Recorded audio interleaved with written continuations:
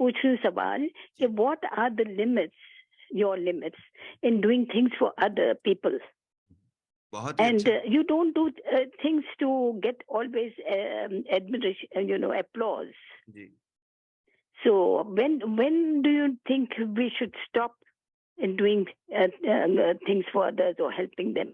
بہت ہی اچھا سوال ہے. کانسیپٹ آف گیونگ رب سے آدمی یہ سیکھتا ہے, لیکن giving to whom and where to give یہ بڑا امپورٹنٹ. تو انہوں نے کہا گیونگ میں آپ کی لمٹ کہاں آتی ہے.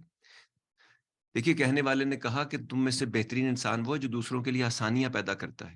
اس نے یہ نہیں کہا کہ تم میں سے بہترین انسان وہ ہے جو لوگوں کے لیے آسانیاں پیدا کرتے کرتے اپنے لیے مشکلیں پیدا کر دیتا ہے.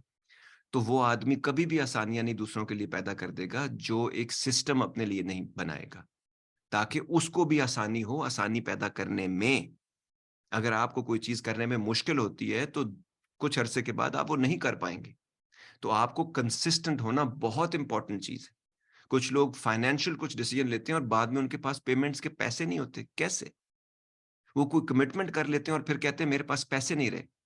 کیسے؟ آپ نے وہ کمٹمنٹ کر کیسے لی؟ کس چیز پہ بیس کر کے آپ نے کی؟ ہوائی روزی پہ بیس کر کے اگر آپ نے کمٹمنٹ کر لی ہے تو پھر تو تکلیف میں ہی رہیں گے آپ.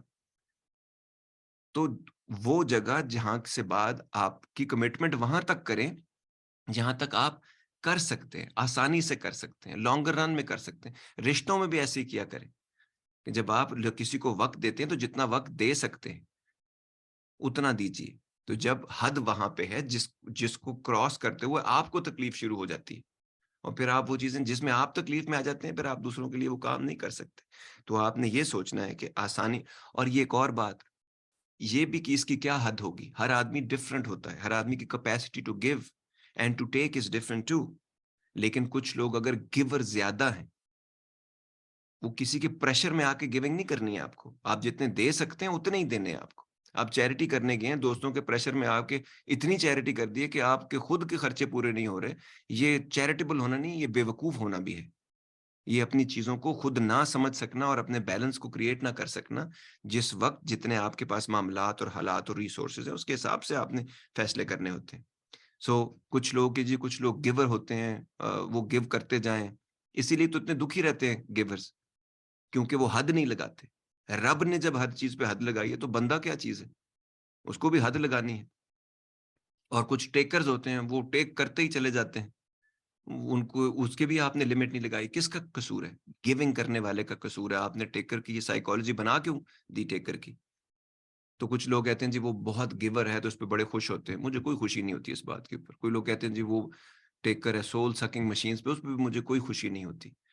کیونکہ خدا کے قانون میں انسان جو ہے نا وہ انسان کا رول کرے گا. کچھ گیو اور کچھ ٹیک, گیو اینڈ ٹیک پہ چیزیں چلتی ہیں, اسی پہ رشتے چلتے ہیں, اسی پہ ہمارے معاملات چلتے ہیں. تو گیونگ کرتے ہوئے یہ نہیں بھول جانا کہ آپ انسان ہیں, اور ٹیکنگ کرتے ہوئے بھی یہ نہیں بھول جانا کہ اگلا بھی انسان ہے, اور آپ کو بھی انسان بننا ہے. تو انسانوں کے ساتھ آپ کے رشتے چلیں گے. To get the full Radio Azad experience, download the Radio Azad app from the App Store or Google Play and take us with you everywhere.